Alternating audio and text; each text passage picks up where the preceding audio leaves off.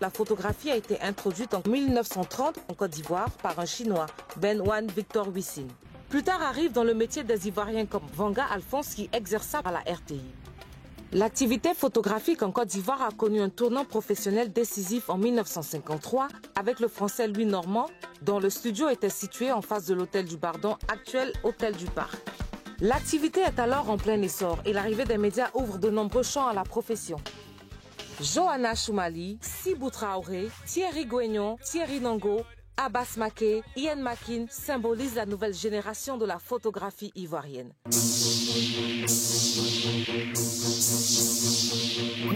Salut, présente-toi à nos jeunes branchés. Oui, je suis Sibou Traoré, je suis photographe. Tu es l'un des photographes les plus réputés de la place. Dis-nous comment tu as chopé le virus de la photographie. C'est par mon chien que je viens à la photo et j'avais un gros chien à moi que j'aurais bien voulu voir en photo. Tu as dû faire des sacrifices pour en arriver là. As-tu étudié la photographie et quel est ton parcours professionnel? De par la formation que j'ai reçue, je suis scientifique puisque j'ai fait la biochimie. Donc il y a une certaine démarche scientifique qui m'est restée. Cet apprentissage se fait au quotidien et je n'arrête pas d'apprendre en côtoyant les uns et les autres et surtout en faisant beaucoup de lectures. Et c'est là que l'école a eu sa place. Quelles aptitudes doit-on avoir pour exercer et réussir dans ce métier comme toi? On apprend en se documentant. Alors moi, la première des choses que je faisais, quand je dois acheter un appareil photo, je connais l'appareil d'avance. Parce qu'aujourd'hui, on a l'Internet, on a tout ce qu'il faut pour étudier l'appareil. Parce que le truc dans la photo, c'est l'instant. Plus tu maîtrises ton appareil, plus tu peux capter des instants intéressants. Quelle a été ta plus grande fierté dans ton métier et ton meilleur souvenir de shooting?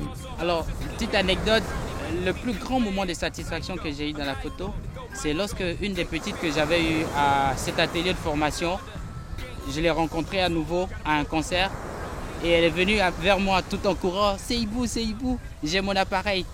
Et elle était en train de faire des photos à ce concert. Elle était venue avec ses parents et elle avait un appareil photo. C'est à peine si j'ai pas coulé des larmes parce que c'est ce dont j'ai toujours rêvé. Est-ce que tu arrives à concilier boulot et vie de famille? C'est pas toujours évident. Mais quand on a un rêve, quand on veut arriver à quelque chose, il faut bien faire certains sacrifices. Et je pense que c'est le moment de faire ces sacrifices et la vie de famille va suivre.